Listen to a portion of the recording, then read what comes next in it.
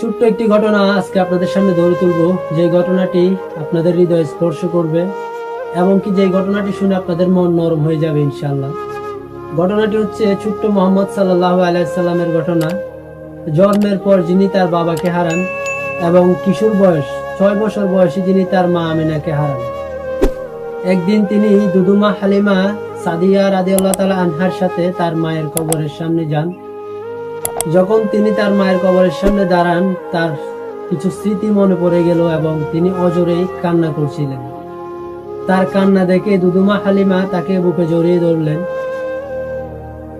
একটিবার ভাবুন, যে নবীকে সৃষ্টি না করলে সকল কুল কায়নাত এবং কি এই মানব জাতি সৃষ্টি করা হতো না, সেই নবীজির জীবনীটা দেখুন একটিবার, কত কষ্ট, কত বেদনা দেয়।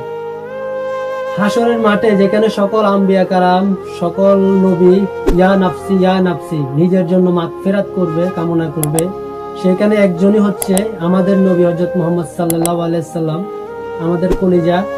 তিনি আমাদের জন্য শাফায়াত কামনা করবে আল্লাহর কাছে। তিনি বলবেন ইয়া উম্মতি ইয়া উম্মতি। অথচ সেই নবীর জীবনীটা একটাবার দেখুন, কত কষ্টর। তিনি যখন প্রাপ্তবয়স্ক হয়, তিনি মদিনার অলিতে গলিতে ইসলামের দাওয়াত দিচ্ছিলেন। সেখানে অনেক নির্যাতনের শিকার হন। অনেক মানুষ তাকে নিয়ে হাস্য ঠাট্টা অনেক কিছু করছেন।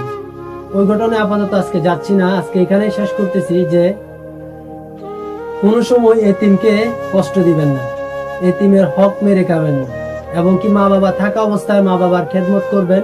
মা বাবা মারা গেলে সবসময় তাদের জন্য মাগফিরাতের দোয়া করবেন, এবং কি আল্লাহ পাক আমাদের মা বাবাকে দীর্ঘ হায়াত দেখ, আমরা সবাই দোয়া করবো ইনশাল্লাহ।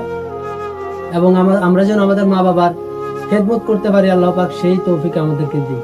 আজকের ভিডিও এখানেই শেষ করলাম।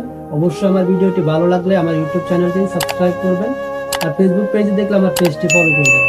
আর আমার কথায় যদি কোনো ভুল ত্রুটি হয় অবশ্যই আমাকে ক্ষমা করবেন।